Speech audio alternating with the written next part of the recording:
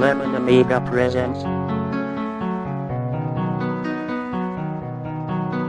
Playguide video review. Sit back and enjoy the show.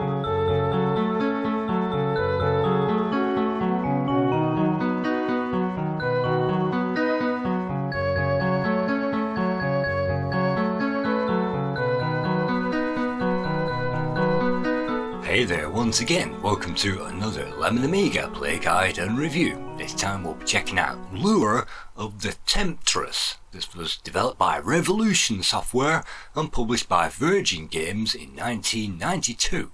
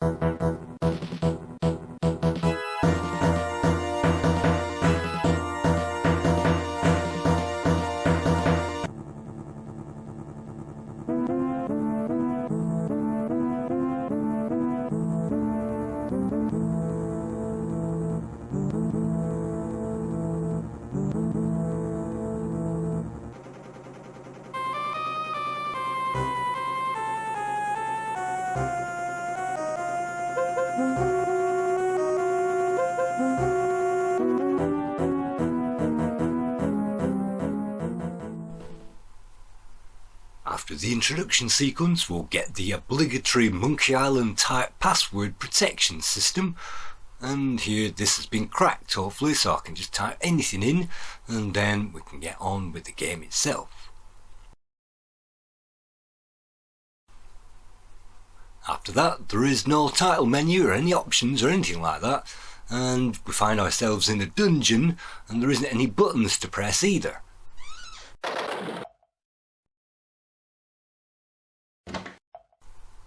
The dungeon is frequented by rats and you will find a crack in the wall. Let's investigate the crack. The crack in the wall affords a view, and that isn't really beneficial to us right now. Let's try to grab this torch.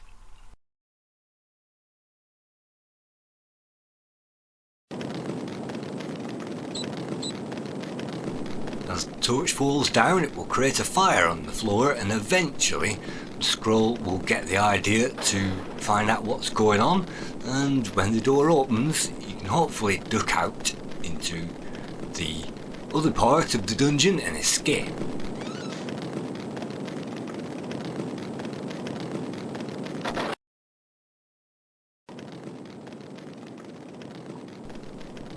In this game you don't find any buttons on the bottom of the screen. I think you can press the right mouse button and bring up some options and then left click on those, and you get very few options at this point, but we can use that to click on something and it will tell us what it is, and then right clicking on that will talk to the guy. Water, give me some water. Well, in this Medieval Banquet game, we have to find him some water and hopefully he'll help us.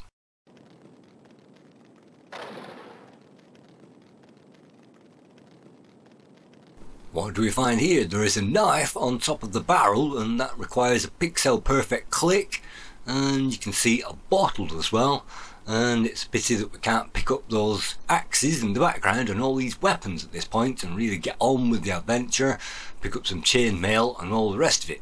No, we can find a bottle and we can also see a barrel, so hopefully we can fill up the bottle with the barrel and that will give us a heads up. We can also use the knife on the sack as well, and again hopefully by clicking around on that, that should reveal another item. I'm carrying a bottle and a knife at the moment, and so let's check out the sack and we can also move into another room. So what do we decide to do at this particular point?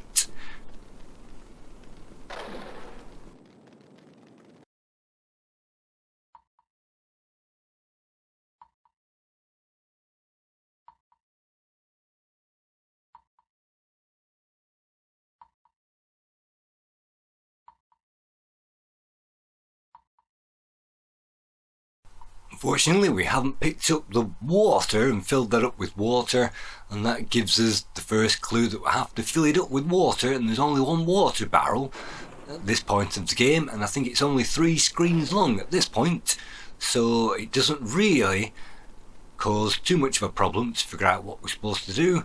And a tap projects from the base. Yes, you'll have to click on the actual tap in order to fill up the water bottle.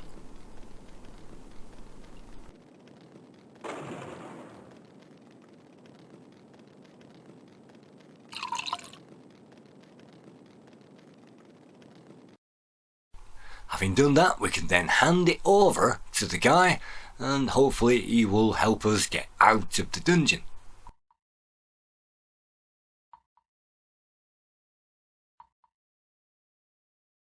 Thank you, stranger. What is your name? I'm Wolf, a humble trader. I was arrested for my part in a plot against the squirrel. How can I help you?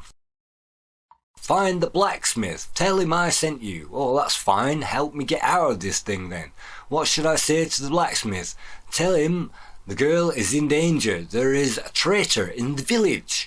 Oh no, that means I'm going to have to get into one of these deep convoluted adventures. There is a passageway behind the loose bricks in the far wall. Well, a groan of the prisoner and now he's dead, unfortunately. So he's given us the thing. There is a crack in the bricks in the far wall, and that's these bricks over here, and maybe that even breaks us out of this prison. And I'm sure that there is another room that we haven't quite investigated yet, and let's see what we decide to do. We're pushing those, let's see, and just like that, hopefully, well, nothing happened at the moment. So let's investigate the third room of the prison, and hopefully also we can not pick up the weapons, because that would be a great idea at the start of this adventure. And you can see some excellent shading effects as we move into these areas. You can see a serf on the right, a pitiful figure stretched out on a rack, and moving pixel perfect yet again, waving that pointer as we love to do in these point and click adventures. We'll find a leather cord, and so if we use the rack we'll kill him, but if we use the leather cord hopefully we can untie him.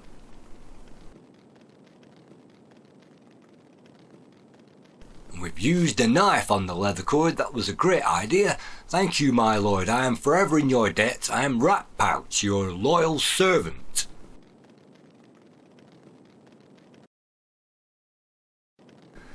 That introduces us to a sidekick in the game, and I'm not quite sure whether you can torture him and get some fun out of that, but eventually the sidekick will appear and you can see that he will mill around and do his own thing. So hopefully now we can employ the sidekick to push these bricks through, because he's just been starving on a rack. He should be He-Man and he should be able to push those bricks all the way through to the other side.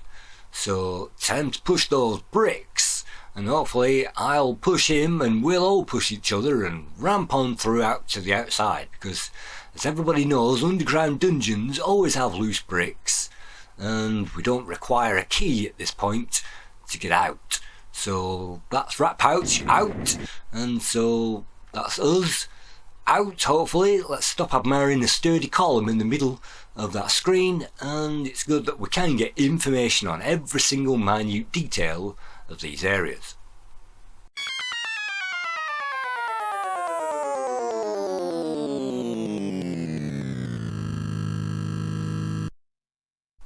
In a very narrow passageway like a chimney, you can actually stop yourself by putting your back against the wall and your legs against the side, and it looks like we've fallen through a pipe. So maybe that wasn't a great idea, but we have survived.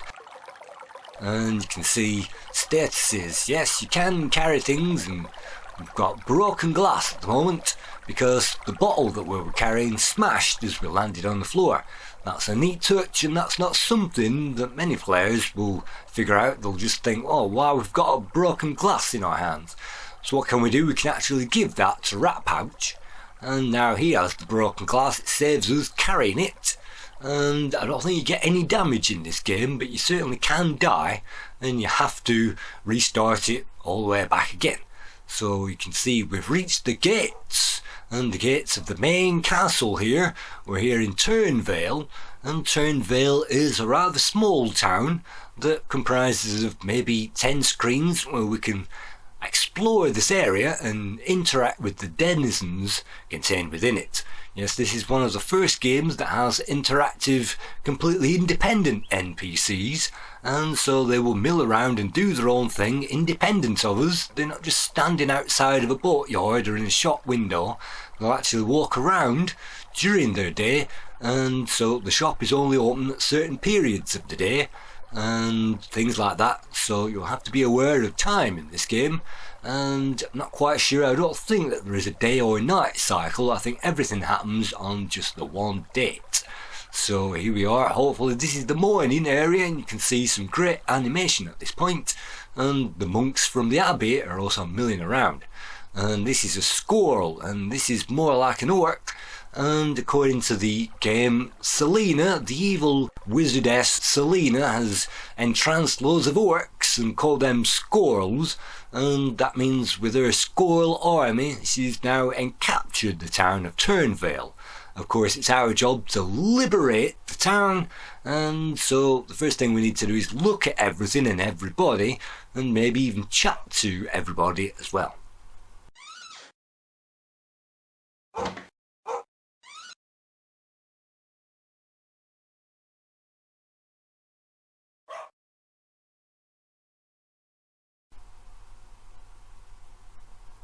The town is made up of a small maze-like set of rooms, and it is possible to loop back on ourselves as we take the back ways through the town, and there isn't too much of a reason to take the back ways through the town, except maybe you can find a plant later on that we need for a potion. But apart from that, we've just found a stranger. Who are you? Well, I'm a stranger around here, otherwise known as Marlin, and Marlin will give us a book later on that we need, and for right now he's just telling us that he's one of the citizens who's been under pressure by the squirrel, and he'll tell us, well, not much at this moment. Take this worthless gold coloured metal bar to Ewan. Alright then, that's no problem. Gold coloured metal bar to Ewan. So wherever he is, when we bump into him, he's giving us our first package. So thanks Marlin for that. We'll keep an eye out for Ewan. In the meantime, if you remember, we're supposed to find the blacksmith. And we can't find the blacksmith, so what we've actually done is walked into the shop. And there is tons of things on offer in the shop. Again, just like Monkey Island 2, there's lots of things to click on and look at and amuse ourselves. So this is one of those long games that you can definitely amuse yourself by clicking on things. And so we're talking to the shopkeeper. And you deserve a reward for your troubles. Here we go. And so we've just handed that gold looking thing in to the shopkeeper. And so let's check it out. We've now got a gem for our trouble. So we've now swapped a gold bar for a gem. Fantastic. And you can see tons of shelves that we can look at.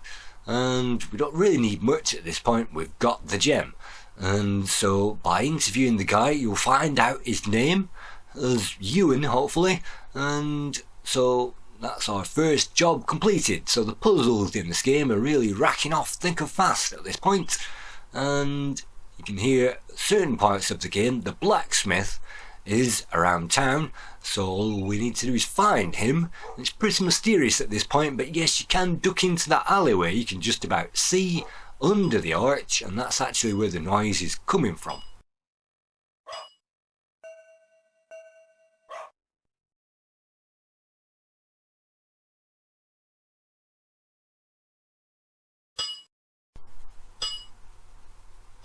We can also find a Tinder Box on the floor, and that's one of the most essential items in the game that we're going to need later on.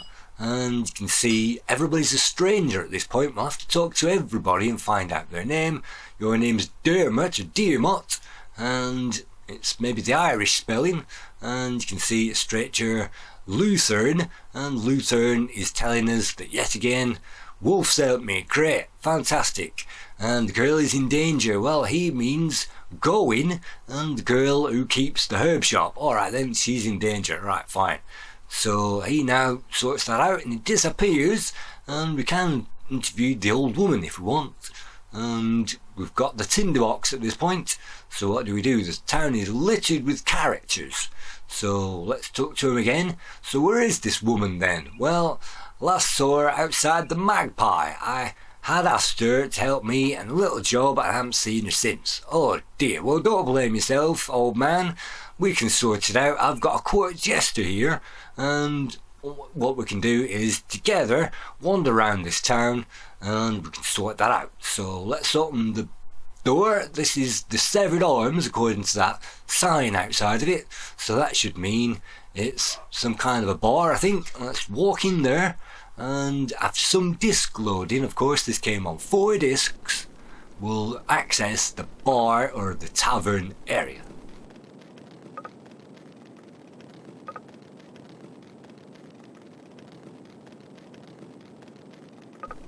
We've found Elaine, and Elaine won't help us go back to the future in this case, but she will tell us about certain things. And I'm a stranger in town, what's going on? So you can ask her about loads of different stuff, and I won't spoil the text in case you want to read that yourself. And you can also see that Rat Pouch is also interviewing people on our behalf, asking for a drink, and saying, well, you're not old enough to read the sign, so you're not old enough anyway, get out. So that gives away that we are maybe 15 years old or something like that, if Rat Pouch isn't old enough to buy a drink. And virtually everybody drank in those days a very, very weak, watered down beer that was made from malt, and they used yeast from the bread making, and you get yeast from bread making, you throw that in with the malt and the barley and what you get, and well, maybe some hops as well. We throw those together and it creates a very bitter thing, and that's why they call it bitter now, but that's what they drank in those days. But it was very, very much watered down so that kids could drink it, and everybody had to drink it because you didn't want to drink the river water in those days.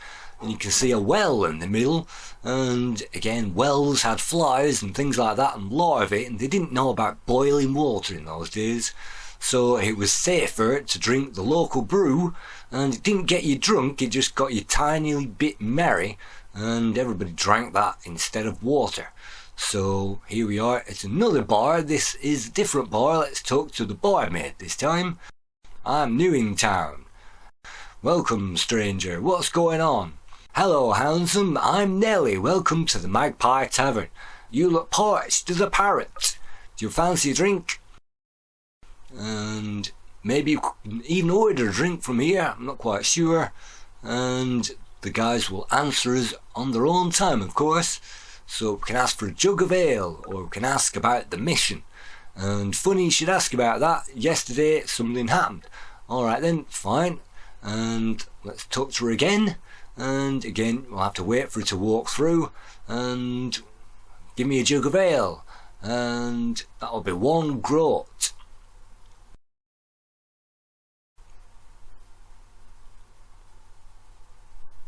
And I think we've actually got some money at this point, and give her the gem. Nellie is pleased to accept the gem. Okay sir, it's the fabulous turn veil. Alright then, fine. It's just a cheap copy. And that's what it is, a copy of the turn veil jewel. So we've just handed in a worthless copy over, but hopefully we can get her on our side. She gives us a dusty flask. Fine. And so what can we do? Well, every single one of these puzzles has to be worked out manually, and maybe you can try to hand different items over to her until she accepts it, or you can simply read the plot. At this stage we've found Morcus, and Morcus is another rebel. He will help us a bit later on. And what do we know about the missing girl? Well, can't say much, but it's probably something to do with Selena, the evil wizardess, the Temptress, who is the arch enemy in this game.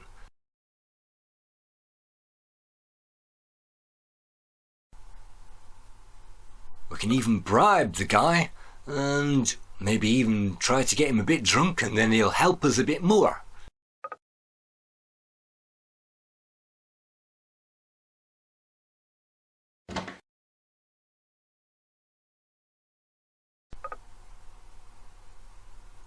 Ah, she was taken to the town hall by the squirrel.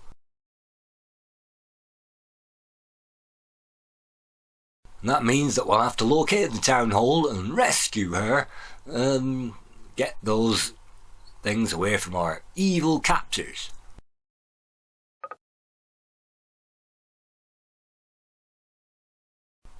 Port and lemon please, love. And you can see that even back in those days, well, port came from Portugal, and I think we got that during, or at least after, and maybe even before the 100 Years' War.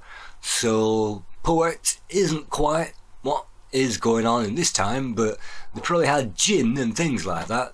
So it's pretty easy to manufacture some alcohols in this particular time. We don't know when it is, and of course this is a fantasy world. This isn't based on actual world reality, and this is an adventure fantasy game, so you might find dragons a bit later on. And we've bumped into Malkin again, and he's telling us to talk to someone else, so that's no problem. As long as we talk to everybody in this game, hopefully we can get some ideas of how to play it.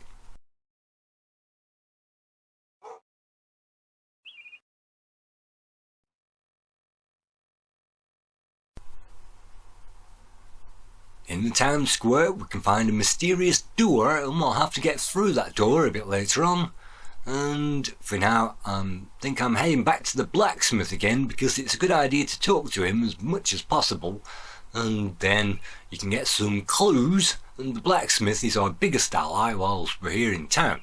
And we can also explore the town whilst we're here. We can duck into the back ways and the back alleys, but let's just return back to that blacksmith and let's tell him what we know so far about the missing girl. Let's click on Lucerne, and you'll have to wait for him to stop hammering before the option will come up. This happens in real time. So what do you know about her? Yep, she's been arrested by the squirrel. She's in the town hall, so it's up to us to rescue her. And so you can find him, ask him about the black goat. And okay, then we need to find another character, and we need to ask him about a black goat. Fine. And that means we'll need to ask everybody's names in town and find out who it is that he's talking about. And I think he's talking about the guy hanging out by the well that we saw earlier on. I'm not quite sure, but you can see the logo of these guys. Revolution Software was based on the logo of the introduction sequence in this game with all those warriors. And Revolution Software, this is the very first game. It was founded by Charles Cecil and Dave Cummings, and from here they worked on all of these games. Broken Sword as well, all of those series, and of course Beneath the Steel Sky that we've reviewed already. And all of these used the same game engine, which was known as Virtual Theatre. And Virtual Theatre in this case just means that they avoid obstacles as you click around the map, and other guys will make their way behind us, and so they don't bump into each other, and they're scripted so they've got a path around the town, and that's fantastic. So virtual theatre just made it easier to navigate around these point and click adventures, and it was supposed to be an upgrade from the Scum system and other systems. And just like Beneath the Steel Sky, and he's mentioning an eagle in the sky here, this one doesn't have any buttons. It just simply has icons which are based on objects that you find. And if you remember, we're supposed to ask this guy about a black coat, and that comes up as an option. And it's probably not a good idea to interview him while the squall are running around, because they will also have a path through the game, and they will catch us if we do anything wrong. So we're talking to Grub, and he says, run his errands, I'm Grub. It's okay, what happened to it's for the tourists? Okay, so you're supposed to read all of this story, and he's talking about Tider's house, the magician, and you might need a lockpick for that, so he hands you a lockpick. So that's a lockpick to open Tider's house, and that's actually the locked door that we saw in the town centre, the town square, whatever it is. And so that gives us our first clue as to what we need to do next. The code of this game was co-coded by Tony Warriner and David Sykes, and Tony also created the very lowly rated Grey Slayer.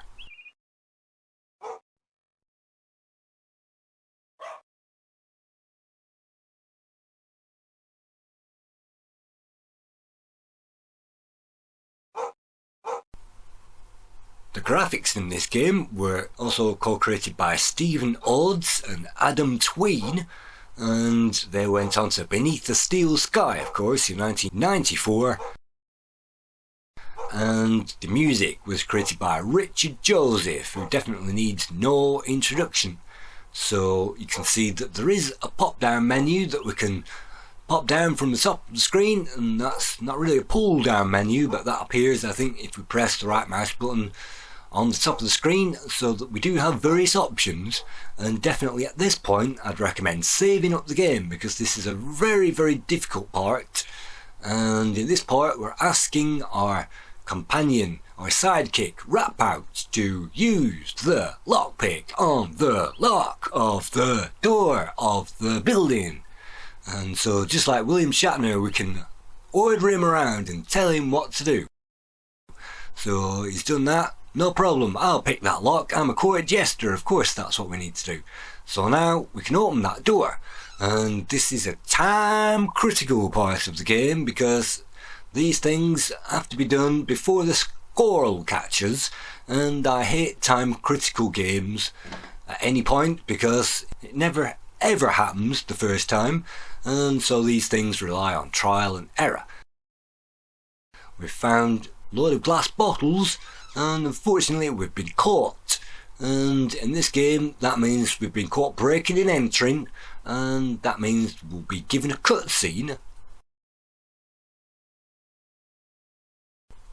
and then that's the end of the game. So we'll get a picture of Selena the Temptress, so let's just load it up from the point where we saved up before. And maybe, and this is just a guess, maybe we're supposed to wait around for the squirrel to pass us on the outside, and then we can walk in through the door, because that would mean we've got extra time to find out what that thing does. And it's some kind of apparatus, and we've got things dotted around, so let's click wildly on things and try to work out what we're supposed to do.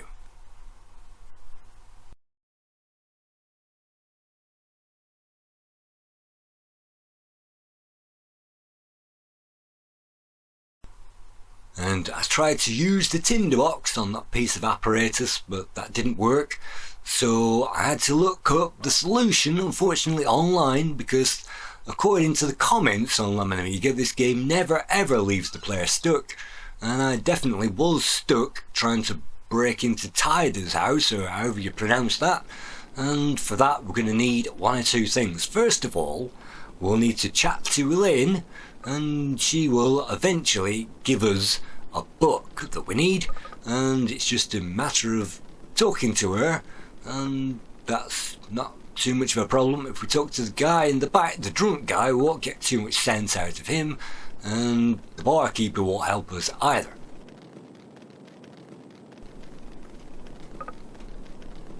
So we have a limited number of options, and in this case, a book, you say, a book, give me the book.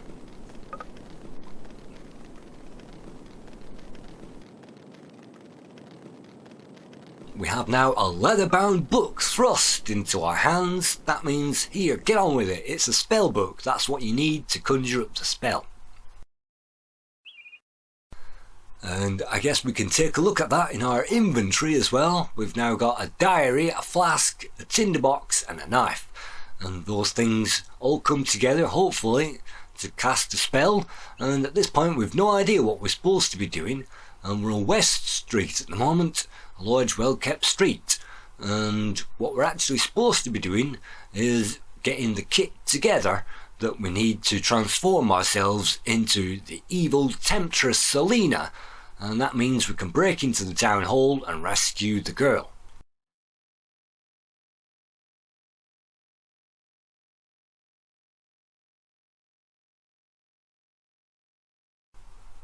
Before we do that, I think it's time to visit the blacksmith again and tell him what's going on. Maybe he will help us, and maybe also it's a good time to save it up at this point. So we're now on Smithy Street. That gives it away that this is the smithy. He's actually taking a break at the moment, and you take a small sip of the flask.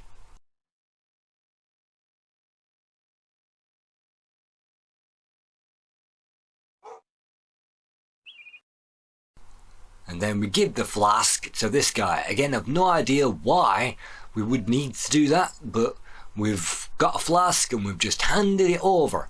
So again, these mysterious puzzles that I only found out by looking at the long play. And yet again, I suppose you're supposed to give him all your items until he accepts one of them. And maybe you're supposed to investigate the fact that somebody around town must tip us off to this puzzle at some point. But he's saying, I haven't seen him for months, something to do with the squirrel. So, excuse me, rat pouch. That means everybody moves around a bit, and that means we can now leave this area. So it's a lot more intelligent, the system, than the Secrets of Monkey Island, and we don't have scaling sprites, unfortunately. Everything moves around at the screen at the same height and the same scale, but we do have some fantastic graphics. And so now we've managed to reach again the well. So get well. I don't think I'm going to get well by getting the well, and we can use something on that. A flask. Hold the flask up. We can now recharge that with magic water. So we might need that for the spell that we're about to cast, if we can actually cast it.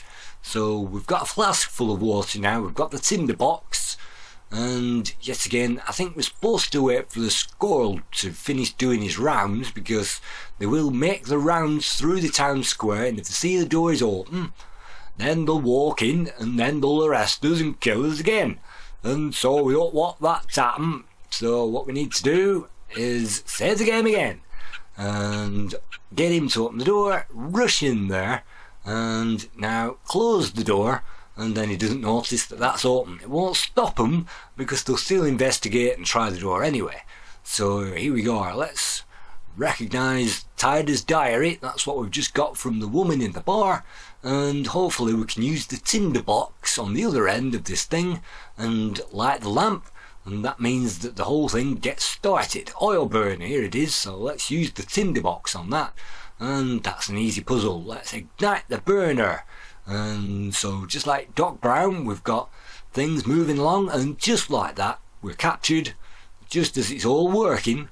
And that means, unfortunately, you can't use anything. You can't punch our way out like the Indiana Jones games. Unfortunately, it just means game over.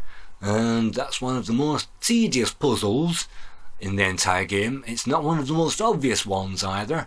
And it's the one where most players get stuck when they're playing this game for the first time, and it's definitely the one where I got stuck, and I've had to use a number of saves to get this point. So let's try again. It's time critical, So we'll have to make sure to get all of this moving, and you can see the liquid building up. Right, so perhaps now we need to use the flask on the apparatus, and that will give us the magic liquid. And you can see it turns into a red liquid when we can use that, and using the flask on the tap, and the flask is already full.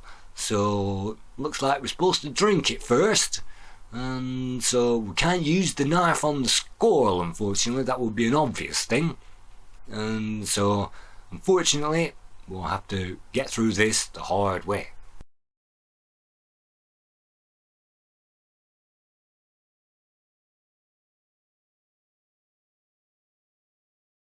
The box art was drawn by Dermot Power, and he also created the box art for Supremacy that we're going to review as well. The series, also Wonderland, Golden Axe and Realms.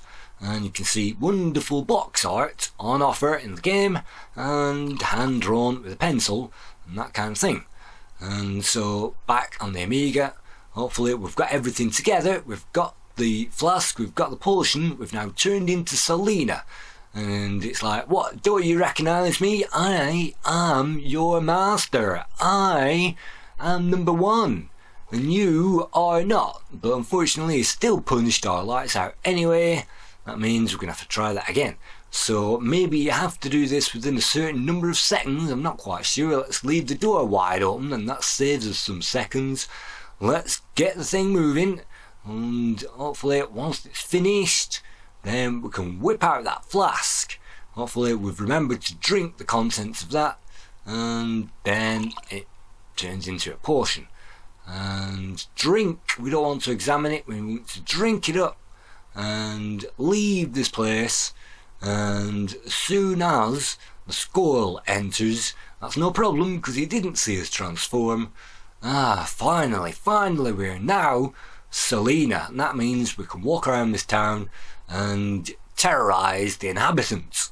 And yes, we can speak to everybody in this guise and find out what they know, and I don't think we can arrest anybody, but we can definitely talk to the guards. And now we can definitely walk into the town hall, which is given away by the fact that there's graffiti all over the outside of it.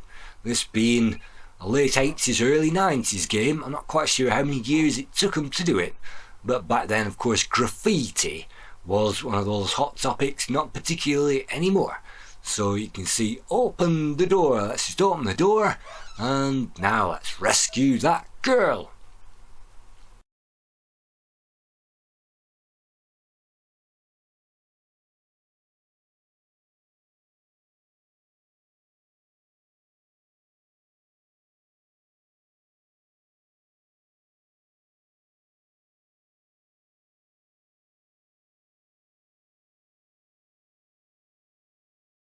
Blimey, I ain't even talked to you yet. I was going to get my nose hooks out, my brand new nose hooks. That's a shame.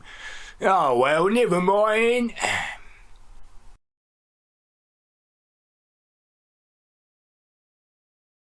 Never wash a cart when it's already raining.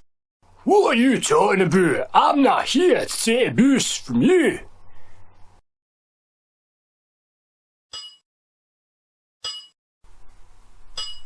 Hi, Luthien. I'm going to take you to the dungeons. What do you know about what's going on? You won't tempt me, Selena, unfortunately. I'm not Selena. This is an effect. Oh yeah, right. Yeah, you've convinced me right enough.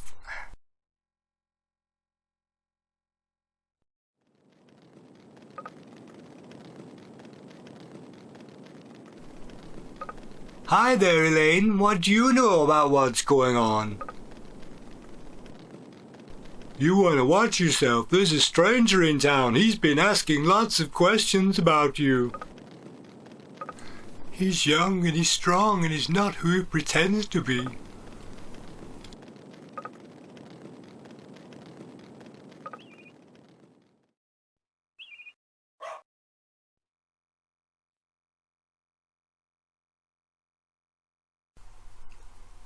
Hey there, stranger. I'm Selena. What do you know about what's going on around here? And what do you think you're doing? Bringing stuff into this town? Bringing disrepute among us? I should report you to the authorities.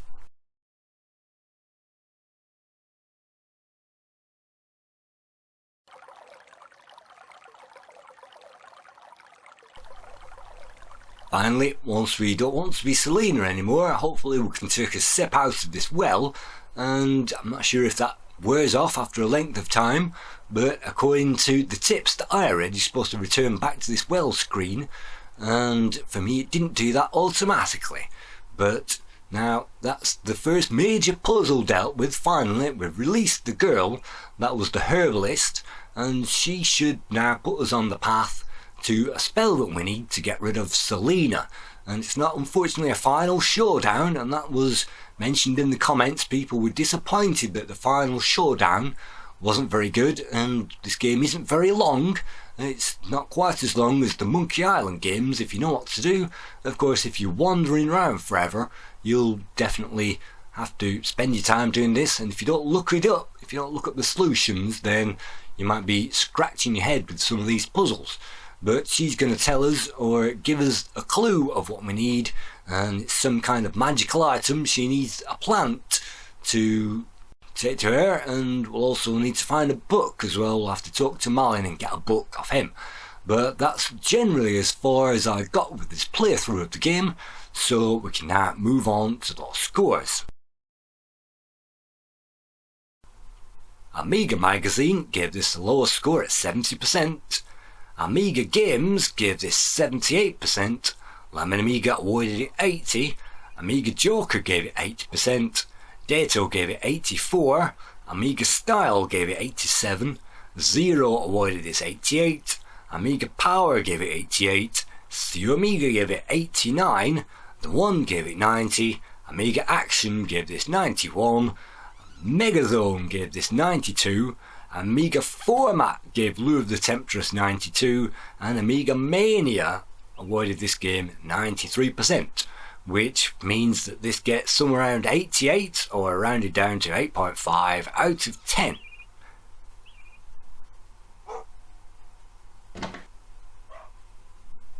I think Lure of the Temptress is definitely one of those games that opened up the genre, and there were tons of these point and click adventures on the PC, and this one was highly drawn. And so let's break in to the monastery. Let's see what they've got, some kind of philosophical book. And you search, but you find nothing. So this game does have some great things about it. Apparently the DOS version had a bug in it. We had to restart the game from scratch, otherwise the Tinder Box won't appear. And the comments said there's a little bit too much pixel hunting at some parts of the game. There are definitely difficult puzzles to solve, but they like the sidekick and they like the NPCs wandering around, and everybody commented about the great atmosphere. And there isn't much music in the game, unfortunately, but there is a great load of sound effects crammed onto those 4 discs.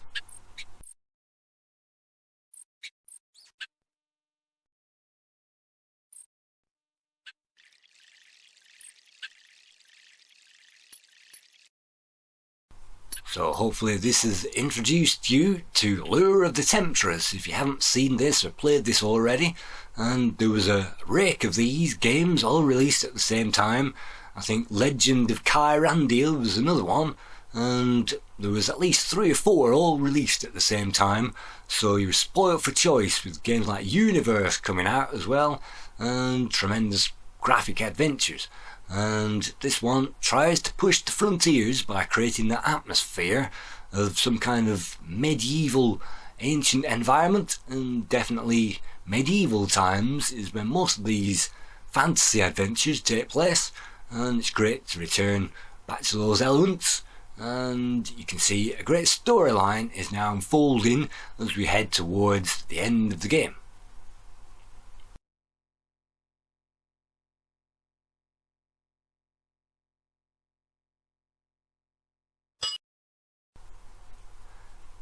So that's about it from me for this review. I have great respect for this game and definitely give this a high mark. So thank you once again, and we'll see you again in another play guide sometime soon. Thank you.